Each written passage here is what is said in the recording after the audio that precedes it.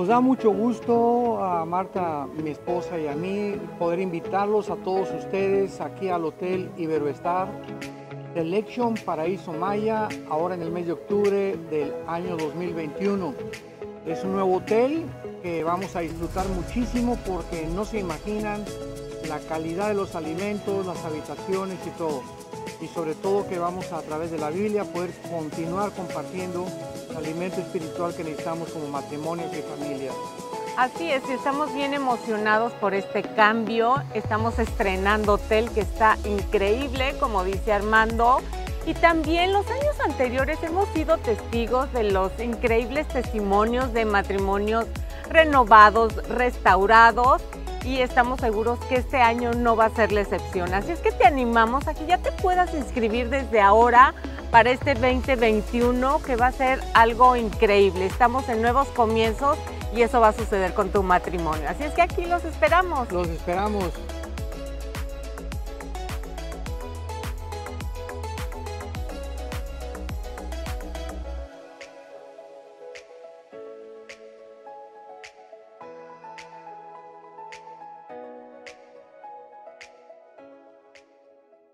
No cabe duda que la tecnología de hoy puede ser una enorme bendición para todos los que estamos apasionados por la verdad.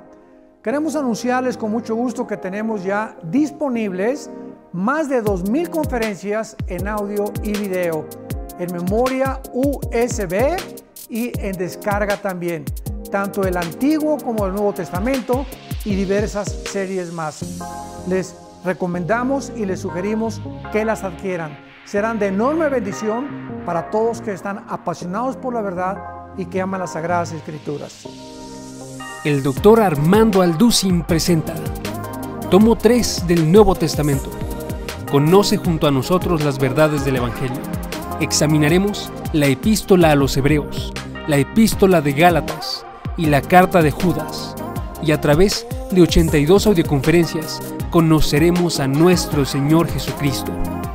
Veremos cómo acercarnos a Dios a través del único Evangelio e iremos en contra de la apostasía. Observaremos temas como Cristo venció al imperio de la muerte, la fe bíblica, el falso evangelio, legalismo e ingratitud y más. Camina con Jesucristo a través de 82 audioconferencias del Dr. Armando Alducin. El Dr. Armando Alducin presenta Tomo 4 del Nuevo Testamento. 4 cartas que nos enseñarán acerca de la vida de un cristiano, las bendiciones y los deberes de un hijo de Dios. Observaremos los frutos del Evangelio que acompañan a todo integrante de la Iglesia y veremos cómo enfrentar al mundo caído con temas como bendiciones de Dios, la armadura de Dios, principios del liderazgo, el verdadero cristianismo y más. Prepárate para la vida de fe en un set de 98 videoconferencias sobre la carta a los Efesios, Colosenses, la primera epístola de Timoteo y la primera carta de Pedro. Tomo 4 del Nuevo Testamento por el Dr. Armando Alducin.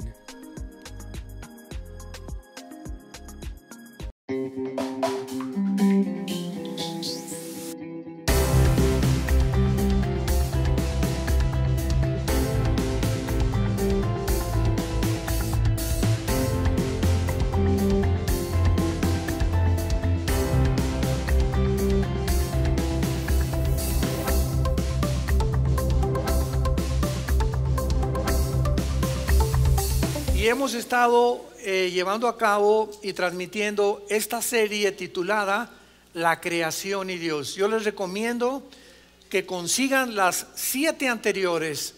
Esta es la 8ª conferencia de esta serie, La creación y Dios. ¿De qué se trata esta serie? ¿Vamos a cubrir los 50 capítulos del Génesis? No, de ninguna manera. Esos ya los tenemos grabados hace varios años. Y ahora me he concentrado nada más en los primeros 2 capítulos del Génesis, que son los capítulos relacionados con la creación del universo, con la creación de los ángeles, con la creación del ser humano, con la creación de la vida biológica, etcétera, etcétera. Pero dentro de estos dos capítulos del Génesis, no nos podemos imaginar el banquete que Dios nos tiene preparado. Es impresionante cómo el camino del justo es como la aurora. Cada vez que nosotros estudiamos la Biblia y cada vez que nosotros escudriñamos y realmente Dios ve, el Espíritu Santo, que queremos saber más, cómo comienza a desenterrarnos tesoros que aquí están y los hemos leído tal vez 40, 50 veces, pero de repente el Espíritu Santo nos muestra que al comenzar a estudiar más profundamente los versículos de la Biblia y sobre todo en el libro del Génesis, las palabras originales en el hebreo, resalta así el petróleo y salta todas las joyas y las piedras preciosas que tenía Dios enterradas y escondidas y que están siempre disponibles cuando tenemos realmente la pasión por la verdad. Debemos ser apasionados por la verdad. En estas 8 conferencias, esta es la 8ª, no nos hemos salido de los primeros 2 versículos. Imagínense nada más. Hasta este momento hemos estudiado el versículo 1 y el versículo 2. Y rápidamente, para todos ustedes que todavía no han tenido la oportunidad de escuchar estas conferencias, permítame hacer un breve resumen de 2 o 3 minutos. El versículo 1 del Génesis está relacionado con la física moderna, con la astrofísica y con la ley de la entropía, que es la primera y la segunda ley de lo que se llama la termodinámica. Cuando nosotros venimos al Génesis, encontramos una revelación impresionante acerca del origen del universo. ¿Por qué el ser humano no podría jamás descubrir el origen del universo si no nos hubiera sido revelado por el que creó el universo? Por la simple y sencilla razón que para que sea científico tiene que ser repetitivo. O sea, la ciencia o los científicos examinan el fenómeno y toman apuntes con todo lo que nuestros 5 sentidos pueden percibir. Lo que oímos, lo que vemos, lo que experimentamos. Y un científico tiene que demostrarlo después en un laboratorio, en tubos de ensayo, para que se acepte como algo que ya está comprobado por la ciencia o por el conocimiento de la observación. Pero la ciencia o los científicos jamás podrían descubrir cómo se originó el universo, porque nadie estuvo cuando el universo fue originado o cuando fue creado. Entonces los científicos, al poder comenzar a tratar de investigar algo que trasciende su capacidad de investigación científica, los científicos también inventan teorías. Entonces, ¿qué es lo que se nos ha enseñado y qué es lo que se sigue enseñando en las universidades? Pues que el universo comenzó con una gran explosión, lo que se conoce como el Big Bang, y que de esa explosión del desorden se formó el orden, y que de una forma fortuita y accidental se formaron todas las galaxias y el orden y los circuitos y la atmósfera que cubre la Tierra y las condiciones en las que el ser humano vivimos nosotros, que no las tiene ningún planeta fuera de nosotros, en las galaxias que nos rodean, y que todo fue un accidente y algo que fue realmente no creado. Entonces, todo esto que los científicos se han imaginado que fue, han pasado aproximadamente 6,000 años de historia y no ha sido más que en los últimos 2 o 3 siglos, 18, 19 y 20, cuando las más grandes verdades científicas se comenzaron a descubrir y se comenzaron a confirmar por el libro que tengo en mis manos y que se llama la Biblia. Por ejemplo, un gran científico como Laplace fue cristiano. Un gran científico como Isaac Newton fue cristiano. Un físico, matemático, astrofísico, un genio de la física y las matemáticas como Blaise Pascal eran cristianos. Todos estos grandes hombres de ciencia de algunos siglos eran cristianos. Pero de repente entramos al siglo XX y comienza en el siglo XX, a principios de 1902, 1903, el primer carro de gasolina, donde brincamos del burro. Después de casi 5,000 años de historia, brincamos del burro al motor de gasolina. Lo que no se descubrió en casi 5,500, casi 6,000 años, se comienza a descubrir hasta el siglo XX. Del motor de gasolina brincamos a la era nuclear, se bombardea el uranio 235, se produce la bomba atómica, los hermanos Wright comienzan a volar, hacen la primera tentativa de volar, el doctor Alejandro Fleming, 1929, descubre la penicilina, comienzan a ser atacadas muchísimas enfermedades. 1954 se bota la primera plataforma espacial. 1969 llegamos a la luna. El 70 comienzan a inventarse los iPhones, esos que ya quitaron la relación familiar porque todos están a la hora de la comida y la cena y el desayuno con su aparatito ese cochino que por todas partes ya todo el mundo no puede vivir sin él. Llegamos a 1980-90, el internet, y llegamos al siglo XXI, donde la tecnología y los descubrimientos científicos y espaciales ensoberbecieron al ser humano. Y los científicos que comienzan a aparecer en el siglo XX, ¿quiénes son? Bueno, primero viene Sigmund Freud a finales del siglo XIX, tratando de hacer experimentos para poder entender por qué la naturaleza es tan contradictoria del ser humano. ¿Qué es lo que la psicología quiere abarcar? El examen de la psique o de la conducta. ¿Por qué somos tan contradictorios? ¿Por qué somos tan autodestructivos? Después viene, ¿verdad? Carlos Marx, bueno, fue antes de Freud. Carlos Marx con Federico Engels hacen un libro. No, el problema de la sociedad son la lucha de clases. Y lo que queda en teoría, 1917 viene Lenin, la revolución bolchevique rusa, comienza por primera vez en la historia la ideología del comunismo.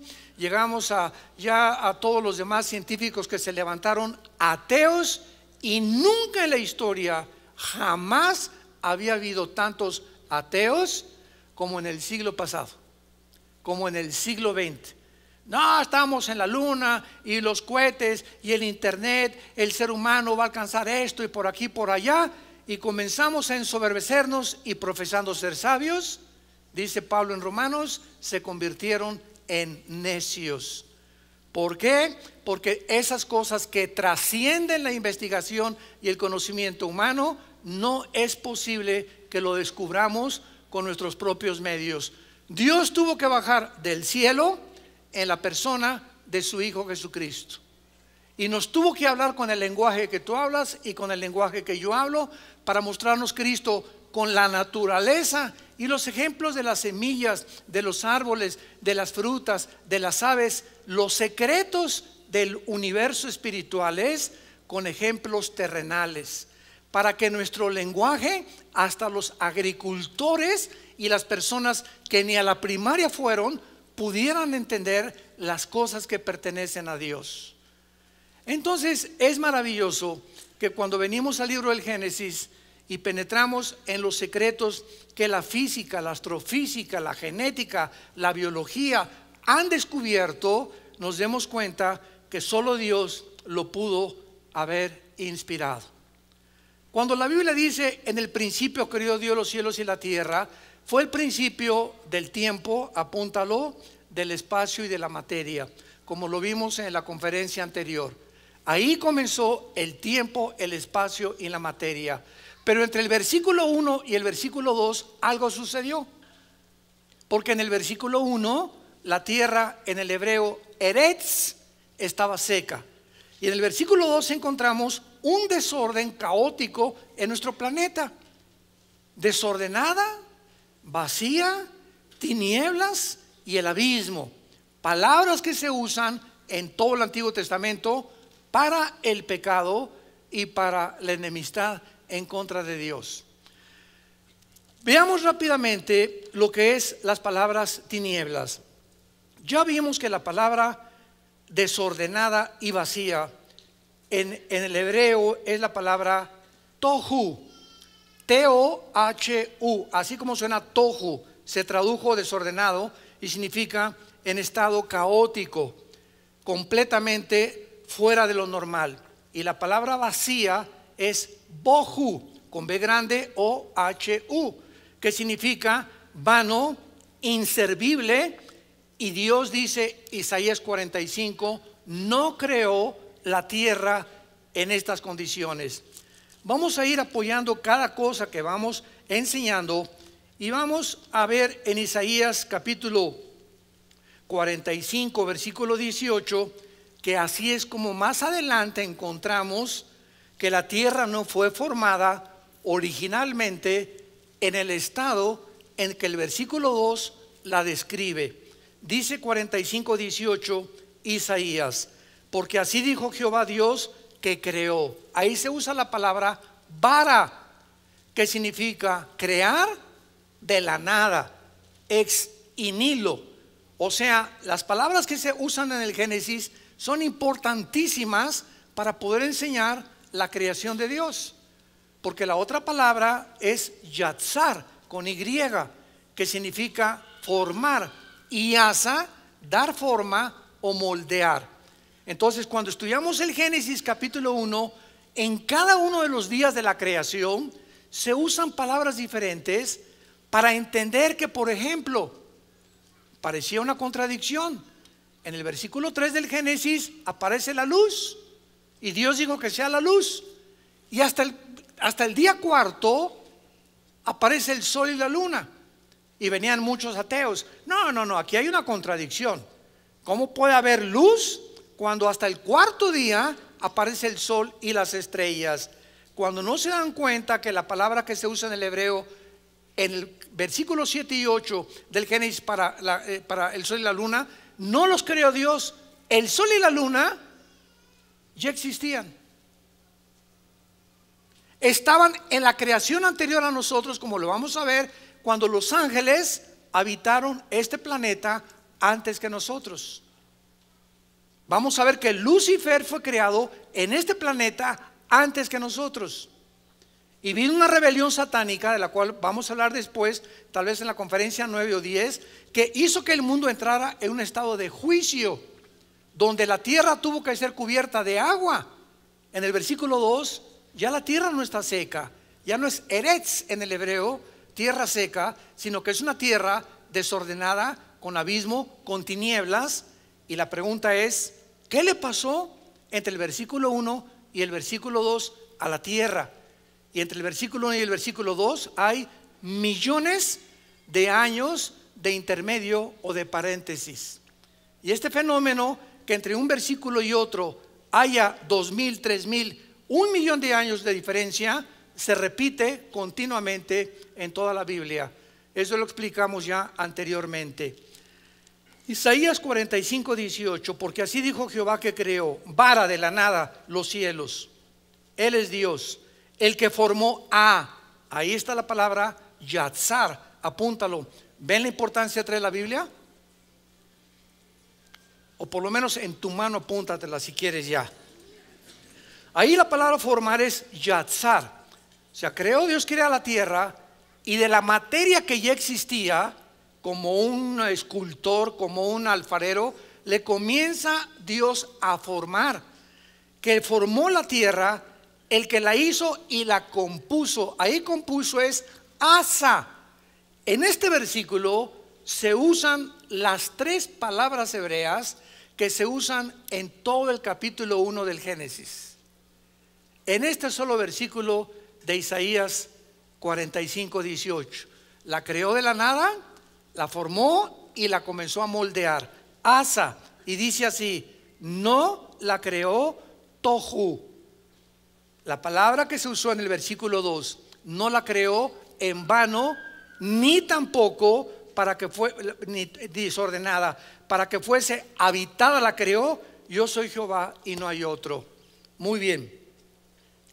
Cuando todos ustedes estudien la teología, o a los estudiantes serios de la Biblia, van ustedes a descubrir que la Biblia contiene diferentes perspectivas y diferentes formas en la que muchos han interpretado un pasaje o un versículo. Por ejemplo, en el versículo 1 y 2 de la Biblia hay una corriente de teólogos que dicen que cuando dice la Biblia Dios creó los cielos y la tierra estaba desordenada, se refiere al principio de la creación del universo, y eso no puede ser. No puede ser, en primer lugar, por las evidencias que estamos demostrando. ¿Cuál es? Que la tierra no fue creada desordenada y vacía. La tierra no fue creada en tinieblas, porque Dios es luz. Y la pregunta sería, ¿las tinieblas de dónde salieron? O sea, si las tinieblas ya estaban antes que la tierra fuera formada, es porque antes de nosotros las tinieblas aparecieron en la rebelión de Lucifer. Y la Biblia nos muestra en Job 38, en Proverbios capítulo 8, en el Salmo 104, de que la tierra fue fundada antes que nosotros y que tenemos que poder estudiar la Biblia y compararla con otros pasajes para no solamente del Génesis poder sacar conclusiones erróneas. Y la otra pregunta a nuestros hermanos que creen que no hubo una diferencia entre el versículo 1 y el versículo 2 es la siguiente: si esto está describiendo el origen de la creación original, ¿cuándo fueron creados los ángeles? Y la Biblia es clarísima que los ángeles fueron creados antes que nosotros, y veamos esta evidencia en el libro de Job capítulo 38. Dicen los versículos 4 al 7. Vean ustedes, santos de Dios, la importancia de poder unir todos los pasajes de la Biblia para no sacar y concluir de uno solo doctrinas que se convierten posteriormente en herejías. ¿Qué cosa es una herejía? Es una verdad llevada al extremo, o una verdad inflada desproporcionadamente por personas que no han tenido la paciencia de estudiar los demás pasajes de la Biblia para juntar las piezas de rompecabezas y tener ya el conjunto de piezas necesarias para poder emitir una doctrina bíblica 100%. Dice Job 38, de versículos 4 al 7. Recuerden algo antes de leer esto, que Job tiene la misma antigüedad del Génesis. El libro del Génesis y el libro del Job son los dos libros de la Biblia más antiguos que hay.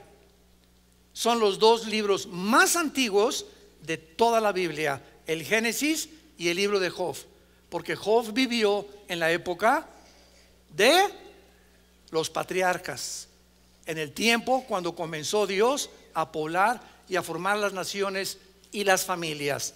Dice así, le pregunta Dios a Job: a ver, Job, ven para acá, vengan los ateos, a ver, tu agnóstico y tu escéptico, cerebro de ostión y de pollo, hígado de chivo, ¿dónde estabas tú cuando yo fundaba la tierra? Esta pregunta es una pregunta profundísima. Job estaba atarantado, estaba confundido. ¿Por qué Dios me quitaste a mi familia? Me quitaste mis propiedades y me dejaste a mi esposa. Es la primera que te le hubieras haber llevado. Y no estoy en contra de la esposa, ni mucho menos, ¿no? Démosle gracias a Dios a los que tenemos esposas tan lindas como la que yo tengo, ¿verdad? Si no, duermo en el suelo en la noche. Es que vemos que en el capítulo 2 del libro de Job, la esposa de Job era algo serio. Le decían la tigresa de los patriarcas, porque le dice a Job: maldice a Dios y muérete. O sea, era una mujer que, quién sabe, ¿verdad? Lo interesante de todo esto es que no se la lleva Dios. Se lleva a los hijos, se lleva todo y se la deja a ella, porque ella formaba parte del entrenamiento del carácter de Job. Y esta misma mujer que no se llevó Dios, al final del libro de Job, le da 7 hijos más. Y le duplica a Dios a Job todo lo que perdió. Y le da a las mujeres más hermosas de toda la tierra en aquel tiempo. Dice la Biblia que Jenina y Karen, ¿verdad? Eran hermosísimas las mujeres.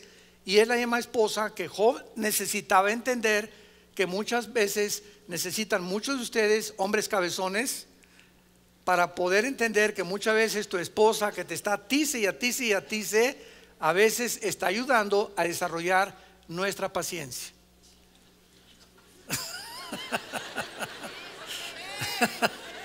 Vengan a Acapulco al seminario de matrimonios.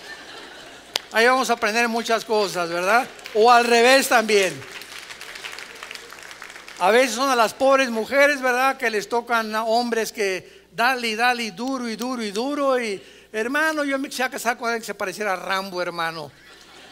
Y bueno, ¿sabes qué, hermana? Te tocó ese y tienes que esperarte hasta que vamos a ver en los seminarios cómo es. De eso tratamos todos estos temas, que muchas veces usa Dios a nuestra pareja como un desatornillador o como un martillo, ¿verdad? Cuando le metes un escultor a una estatua y comienza, si la estatua puede decir ¡ay! En cada golpe que brinca un pedazo de piedra, hasta que se descubre la piedra que estaba escondida dentro de ese pedazo de piedra, y que a través del esculpión pudiera él realmente sacar lo que en su imaginación quería sacar. Y es interesante que la palabra carácter esté relacionado con la escultura de estatuas. Increíble, porque es lo que forma el carácter, los golpes que nos da la vida.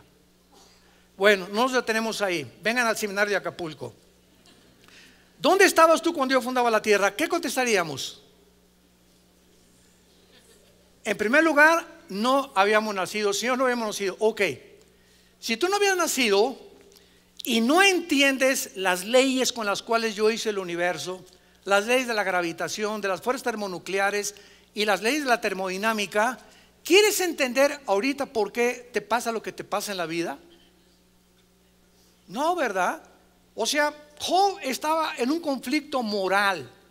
¿Por qué permite Dios el sufrimiento a hombres justos como yo? Esa es la tesis que se mantiene en todo el libro de Job. Y no es hasta los últimos libros, capítulos, comenzando con el capítulo 38, 40, 41 y 42 de Job, donde encontramos que Dios le revela el universo a Job, le revela a los animales, le revela la creación. Y cuando Job se da cuenta que ni siquiera somos capaces de entender cómo puedo ahorita prender la televisión en mi casa, y lo que está pasando en Jerusalén viaja por ondas, ¿verdad? Y por fibras ópticas, por la electricidad y por los medios tecnológicos de comunicación, y en ese aparatito de la televisión veo figuras y personas que están allá, pero también están en mi televisión. Yo no he entendido tampoco ahorita al llegar a mi casa que nomás le pellizco la pared y aparece la luz, como decía Cantinflas.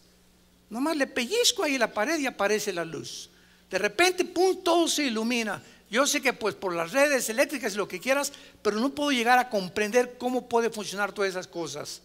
Si eso no lo podemos entender, o traigo mi GPS, ¿cómo es posible que satélites me estén diciendo vuelta en el Ángel de la Independencia a la derecha, y adelante hay un accidente, y al mismo tiempo hay 100,000 personas que se le están enviando mensajes diferentes al mío, manejando en otras partes de la Ciudad de México? No lo entiendo. Impresionante. Nos vuela las tapas de los sesos. Si eso no lo entendemos, queremos entender los caminos y los pensamientos de Dios, que son más altos que los nuestros.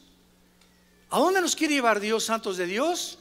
Nos quiere colocar Dios en la palabra más grande de la Biblia, que se llama humildad.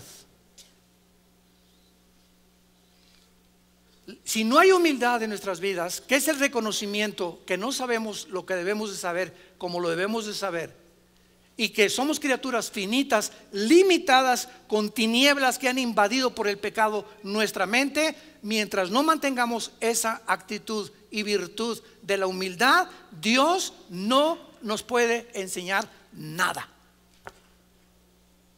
Dios resiste, Santiago 4, a los soberbios. Dios le da gracia a los humildes. Y esa gracia la necesitamos para poder conocer a Dios. ¿Dónde estabas cuando fundaba el mundo? Yo no chepo de haber contestado Job. Mira lo que dice más adelante: házmelo saber si tienes inteligencia. O sea, la inteligencia no nos serviría tampoco para descubrir el origen del universo. Por más inteligente que fue Albert Einstein, por más inteligente que se acaba de morir el sucesor de Einstein, Stephen Hawking, el astrofísico que murió en Inglaterra, dime el astrofísico, físico Blaise Pascal, Galileo Galilei, el Laplace, el que tú me quieras mencionar, Luis Pasteur, ninguno ha podido descifrar y entender, ni jamás lo hará, el origen del universo. ¿Por qué? Porque para que sea científico tiene que ser repetitivo, y nadie estuvo cuando Dios formó el universo. Entonces los científicos también inventan, filosofan, hipotetizan, dicen teorías, por eso se llama teoría, que no está comprobado, es simplemente una tesis que puede o no puede ser verdad. Hasta que no se comprueba a través de la demostración de un tubo de ensayo y un laboratorio, no puede la famosa teoría de la evolución demostrar que venimos de chita, ni que venimos de los animales. Fanfarronadas, tonterías, la soberbia de científicos que quieren saberlo todo y se endiosan inventando cosas que la misma ciencia ha contradecido. ¿Dónde estabas cuando fundaba la tierra? Házmelo saber si tienes inteligencia. ¿Quién ordenó sus medidas si lo sabes? O sea, el universo tiene medidas. ¿Ustedes creen que cuando el planeta Tierra fue formado, Dios dijo, ¿qué era la Tierra? ¡Pum! Como el mago Merlín, y apareció una bola ahí, planeta Tierra. No, la Tierra tiene medidas en kilómetros, en metros o en yardas, como tú lo quieras medir, que esas medidas tienen que ser exactas en relación con el norte y con el polo sur. Y esas medidas de la Tierra de oriente a occidente, de norte a sur, tienen que estar relacionadas con la inclinación de la esfera de la Tierra sobre 23 grados y medio de su eje. Y esas medidas que tiene la Tierra tienen que ser exactamente las que puedan tener para que en 24 horas gire la Tierra en su movimiento de rotación y no se pase de más ni de menos, porque 6 segundos que la Tierra se pasara en su velocidad o en sus medidas, los océanos se vendrían sobre las ciudades. Cada vez que vamos nosotros a la playa, ¿verdad? Le digo a mi esposa, ve esta inmensidad de mar, ¿por qué no se viene sobre nosotros? Por el movimiento que tiene la tierra. Dice en Job que Dios le puso cerrojo a los mares y les dijo, hasta aquí llegan. Esa es la grandeza de Dios. Y la tierra tiene una medida para que dé una vuelta sobre su eje alrededor del sol en 365 días. Y después Dios hizo la atmósfera a nuestro alrededor, que es una mezcla de hidrógeno con oxígeno, casi el 90% hidrógeno con oxígeno y otros gases, para que cuando tú hagas en la mañana no caigas muerto. Pero si nos salimos de la atmósfera, haz así y caes muerto inmediatamente, porque el oxígeno que Dios proveyó para que tú y yo existiéramos no existe fuera de la atmósfera. En otras palabras, el universo es un universo afinado, donde todas sus partes trabajan en relación unas con otras, como el motor de un coche. El motor de un coche tiene motor de gasolina, pistones, bujías, bomba de gasolina y una batería. Las baterías parecen lo más insignificante, pero un alambrito de la batería de tu carro desconectado no arranca tu carro. Y puedes revisar 1000 cosas, pero basta un alambrito que necesita estar conectado a la batería para transmitir la electricidad y echar a andar el carro. Sin ese alambrito en relación con la bomba, con los pistones, con las bujías, tu carro no funcionaba. Es lo que se llama la irreducibilidad compleja. Todo tiene que estar uno con otra cosa relacionado para que pueda funcionar. Y para que esto se requiere inteligencia. Solo una persona inteligente creó un motor de un coche. Solo una persona inteligente pudo diseñar el reloj que traigo en las manos. Para que todas las piezas que están dentro de mi reloj, unas con otras funcionen, y una cosita de nada que se pueda salir impide que toda la máquina funcione adecuadamente. Es una irreducibilidad de complejidad, así se llama en la física. Pues el universo tiene que estar todo relacionado, el movimiento de las galaxias para que no choquen unas con otras. La distancia que tenemos del Sol es perfecta. El Sol tarda 8 minutos sin llegar las luces las radiaciones del Sol aquí a la Tierra. Todo está completamente calculado por Dios. La inteligencia y los cielos cuentan la gloria de Dios, y el firmamento y el amanecer la obra de sus manos. El necio, dice el Salmo 14, dice: no hay Dios. Ante esto que estamos nosotros rodeados, ¿cómo puede alguien atreverse con tanta soberbia y decir todo es un accidente? Imagínense nada más cuando está violando la primera y la segunda ley de la termodinámica. Dime si tú sabes quién tiene las medidas, y lo que nos interesa es el versículo 6 y 7. En estas preguntas a Job, la tercera es: ¿sobre qué están fundadas sus bases? O sea, ¿por qué la tierra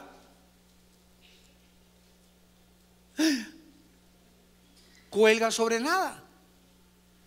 ¿Se acuerdan de esas revistas y libros que todavía hace algunos años, donde ponían a la tierra arriba de una tortuga, o de Charles Atlas? ¿Por qué no se cae la tierra? ¿Cómo la luna que se pone sobre las tinieblas de mi corazón? Y hacemos canciones a la luna. ¿Y por qué la luna no se cae? O sea, ¿qué es lo que está en el espacio? Que esos cuerpos celestes se mantengan con velocidades perfectamente bien calculadas, que no choquen un cuerpo contra otro, etcétera, etcétera. Y es lo que le pregunta Dios a Job: ¿sobre qué está fundada, o qué es lo que hace para que la tierra flote en el espacio, se traslade alrededor del Sol y pueda hacer lo perfecto para que exista la vida de los seres humanos? Algo que se saliera fuera del orden del universo, tú y yo no podríamos existir. Y ninguna de estas leyes existe en la Luna, ni en Marte, ni en Venus, ni en Plutón, ni en Júpiter.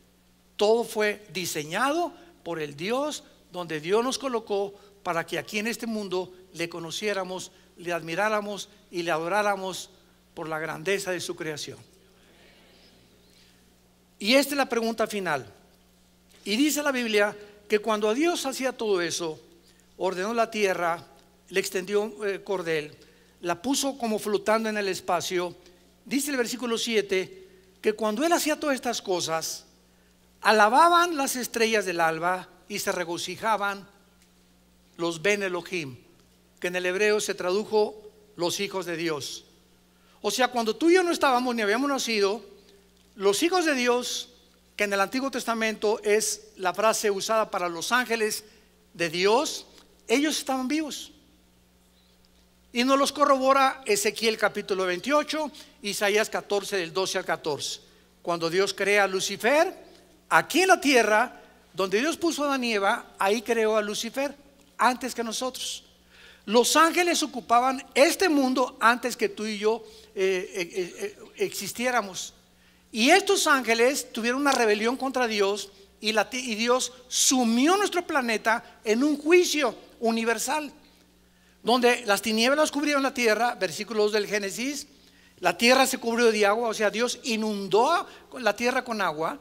Y así no fue como la creó originalmente. Regresamos al Génesis y veamos a continuación que en el versículo 2 la evidencia es que la tierra no fue creada originalmente en un estado caótico, de vaciedad, de vanidad.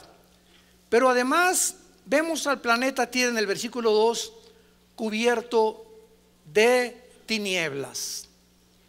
Y aquí vamos a profundizar esto. Dios habita la eternidad, ¿ok? En la eternidad no hay tiempo. En la eternidad no hay espacio.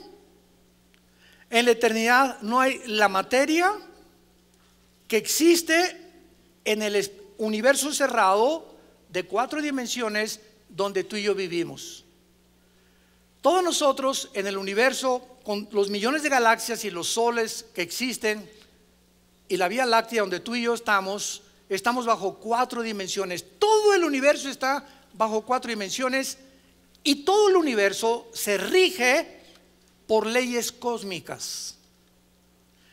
Gracias a las leyes que existen en el universo, existe la ciencia. Si el sol no se pusiera exactamente a la hora que se pone, y la luna, y las galaxias, y los movimientos interestelares y espaciales no tuvieran el orden que tienen, no existiría la predicción que hoy en la noche va a haber una luna de sangre. ¿Sabían, verdad? Y aprovecho para decirles que no tiene nada que ver con profecías, por el amor de Dios. Ni se va a acabar el mundo en la noche ni mañana. Porque siempre, oiga, las lunas de sangre aparecen en Joel capítulo 2, Mateo 24, Apocalipsis capítulo 6 y los finales de Apocalipsis. Antes que venga Cristo, antes de la segunda venida. Y cuando aparezcan esas lunas de sangre, tú y yo, bueno, no sé cuántos, ya no estamos aquí. Ya nos fuimos en el arrebatamiento de la iglesia. Muy bien. Entonces, la tierra, en el versículo 2, describe palabras asociadas en toda la Biblia con juicio de Dios. Desorden, caos, vanidad, vaciedad. Y vamos a detenernos con la palabra tinieblas. Estas palabras tinieblas que tenemos aquí, que es la palabra en la Biblia, que es chueskek, que se tradujo tinieblas, siempre aparecen en la Biblia como símbolos de juicio, siempre o asociadas con el pecado o con Satanás. Rápidamente, Éxodo 10:21, la 9ª plaga en Egipto fueron de tinieblas. Isaías 13:10, la tribulación, el sol se convertirá en tinieblas. Joel 2, versículo 2, el día de Jehová está asociado con las tinieblas. Vemos pues que las tinieblas, sin ninguna excepción, son asociadas con juicios de Dios. Dice en 1 Juan capítulo 1, versículo 5 al 7, que Dios es luz y ningunas tinieblas hay en él. Y lo interesante es que no hay un solo versículo en la Biblia que nos diga cuándo Dios creó la luz. Dios no creó la luz porque Él es luz. Ni vas a encontrar tampoco un versículo bíblico donde diga que Dios creó el agua. Ni la luz ni el agua aparecen como creación de Dios, sino antes de la creación de nosotros. Ahora vamos para allá para explicarles. Ya comienza a salir humo así por las orejas así. Conéctense. Dios habita la eternidad. Y antes de que Dios creara el universo en el principio, la materia, el espacio y el tiempo, no existían los cielos. ¿Qué fue lo que comenzó en el principio? Los cielos, plural, y la tierra. Dios se concentra en nuestro planeta como el objeto principal de toda la creación. Imagínense nada más. Dios hace los cielos, plural, y la tierra. ¿Por qué plural? Porque en 2 Corintios 12, del 1 al 3, Pablo menciona que hay 3 cielos. En Efesios capítulo 2, versículo del 1 al 2, a Satanás se le llama el príncipe de la potestad del aer, en el griego, que significa la atmósfera. Entonces, ¿cuáles son estos 3 cielos que Dios creó que no existían más que en el principio cuando vino la creación? El tercer cielo, los cuarteles generales de Dios. ¿Ok? Dios ahorita habita ¿en dónde? En el tercer cielo. El segundo cielo es el cielo cósmico, el de las estrellas, el de los planetas. Y el primer cielo es el cielo de la atmósfera hacia abajo, donde tú y yo existimos. Tú y yo no podemos existir en el segundo cielo, porque si salimos de la atmósfera necesitamos escafandras y tanques especiales, porque los medios para vivir que existen en la tierra no existen fuera de la atmósfera. Y no podemos mucho menos ir al tercer cielo, porque para el tercer cielo necesitamos un cuerpo, no de carne ni de sangre, porque la carne y la sangre no heredarán el reino de Dios. Tenemos que ser transformados en la resurrección para poder habitar en el tercer cielo, donde vamos a ir con Dios. Y lo más maravilloso de todo, me voy a adelantar muchísimo, es que aunque Dios habita ahorita en el tercer cielo, ¿saben ustedes dónde va a habitar Dios cuando baje Jesucristo y establezca su reino? Dios va a cambiar su casa del tercer cielo a Jerusalén. Ezequiel capítulo 37, Joel capítulo 2, capítulo 3, perdón, de Joel. Dios va a bajar a vivir en Jerusalén. Ahí va a ser donde Dios va a comenzar a gobernar el universo que viene, cuando haga unos cielos y nueva tierra y sea Jerusalén la ciudad de Dios. Qué impresionante que por eso Jerusalén ahorita es la manzana de la discordia, y va a ser Jerusalén la chispa que prenda la tercera guerra mundial. Zacarías capítulo 12 del 1 al 3. Se convertirá Jerusalén en piedra pesada a las naciones, porque las naciones querrán destruir a Jerusalén. ¿Por qué? Porque el diablo sabe que cuando Cristo venga va a convertir en Jerusalén en el reino milenial, y entonces se acabó el dominio y el control y el gobierno de Lucifer.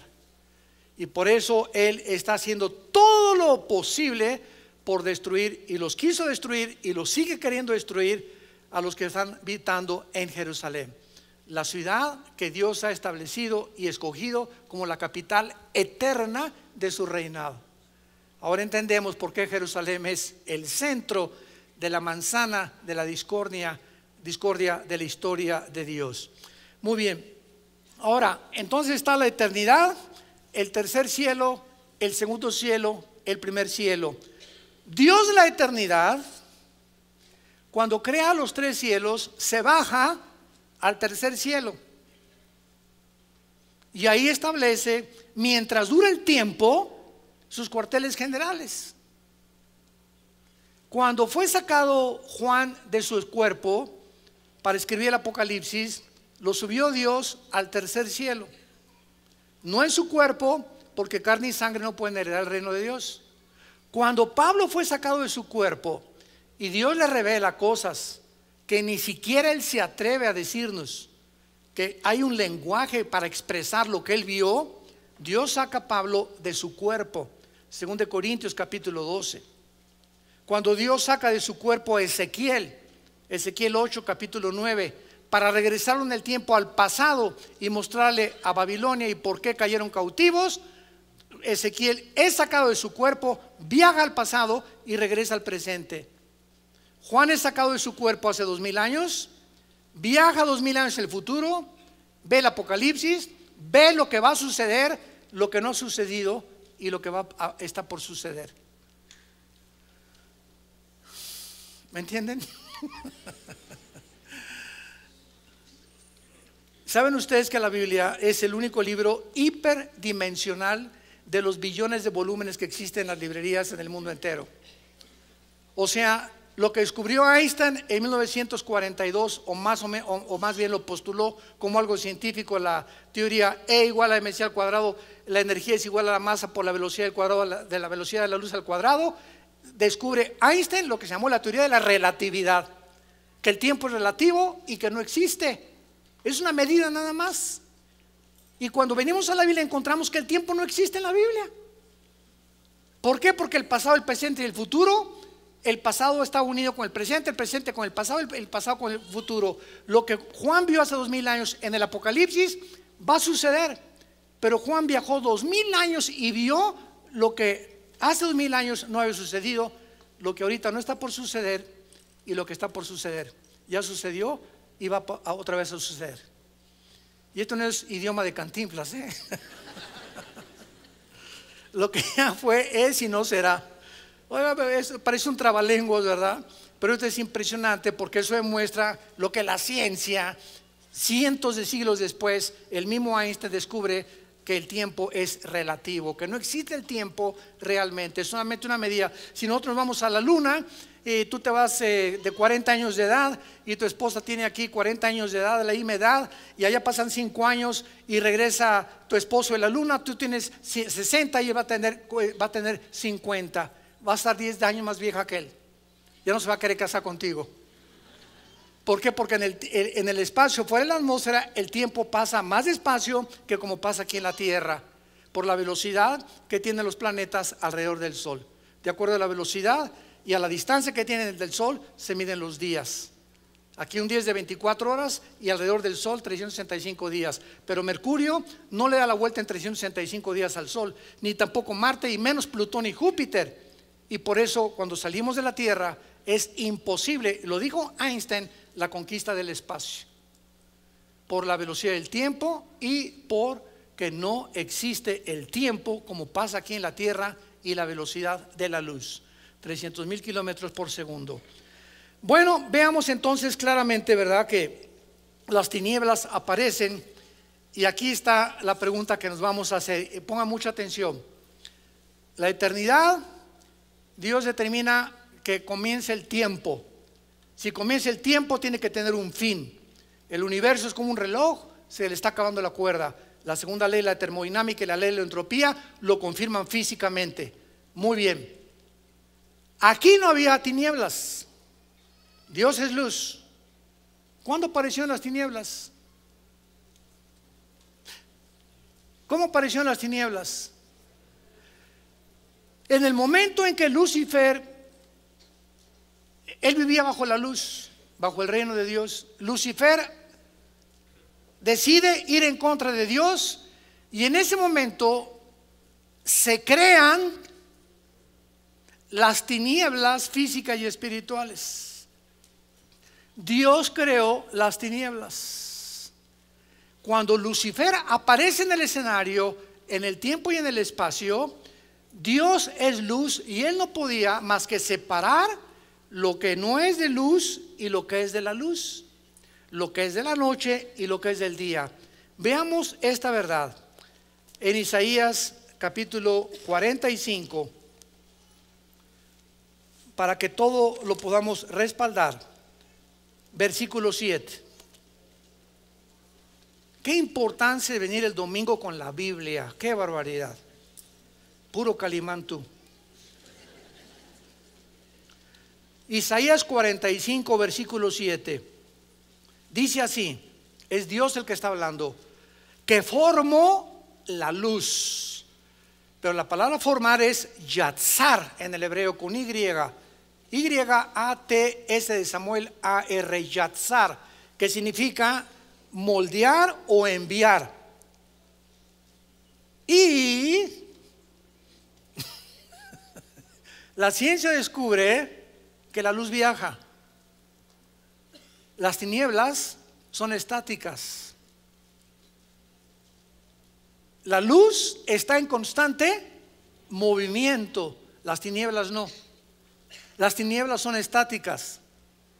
Y cuando la Biblia usa estos ejemplos espirituales, físicamente nos dice a nosotros los cristianos que nosotros somos la luz.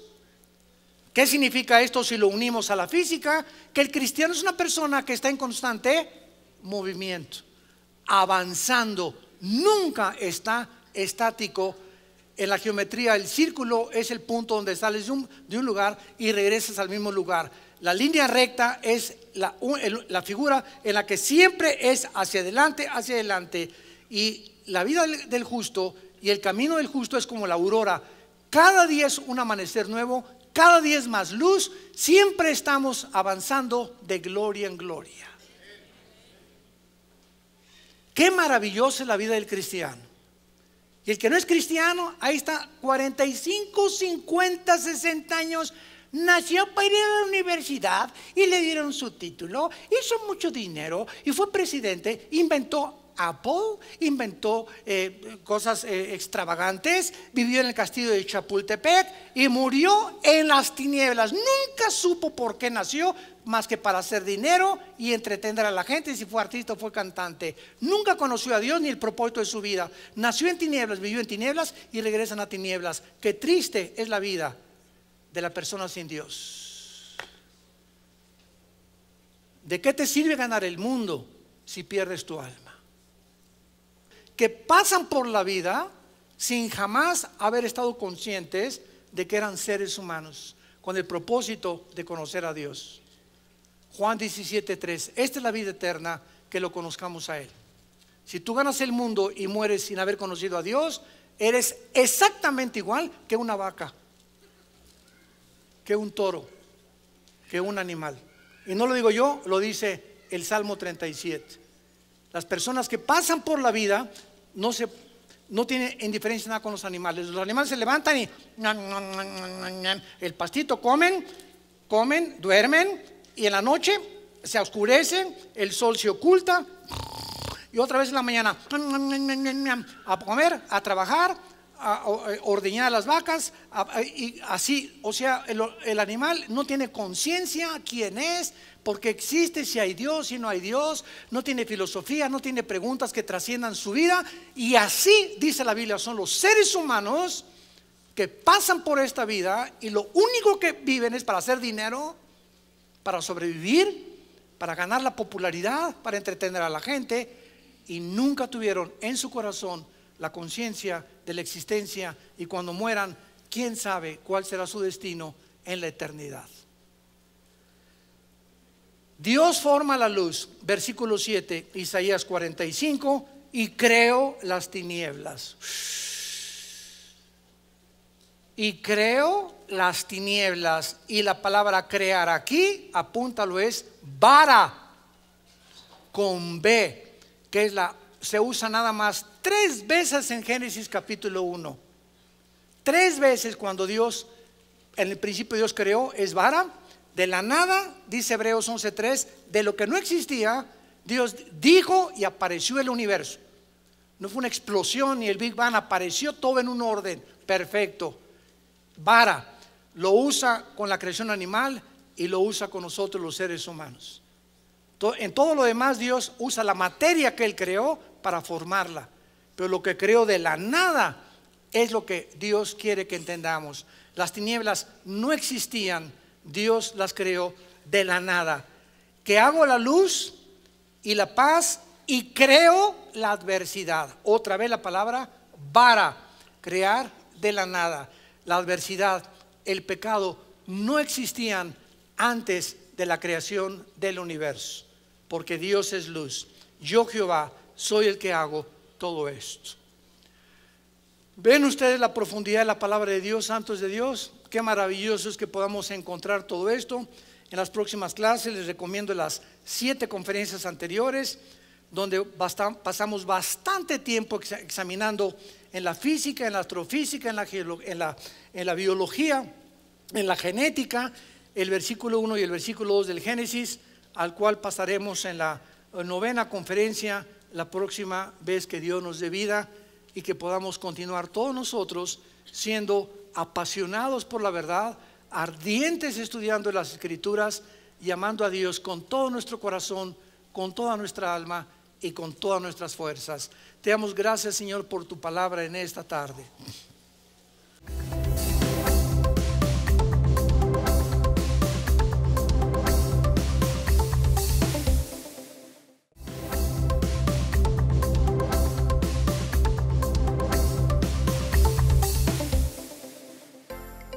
Vida Nueva para el Mundo se sostiene y propaga el mensaje de salvación de Jesucristo gracias a Dios y a tus donativos. Llevemos juntos el Evangelio de Jesucristo al mundo entero.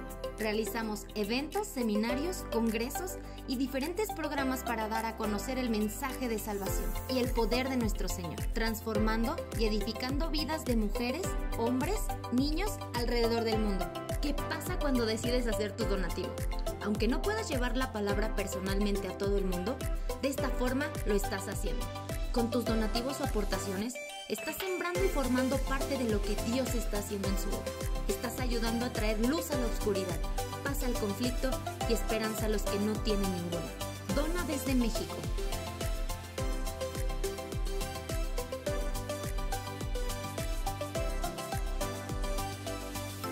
Dona desde Estados Unidos.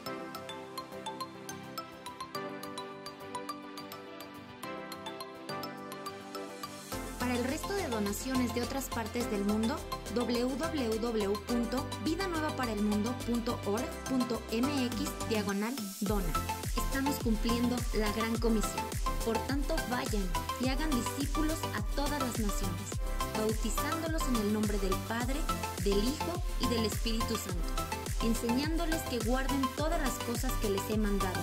Y he aquí que yo estoy con ustedes todos los días hasta el fin del mundo.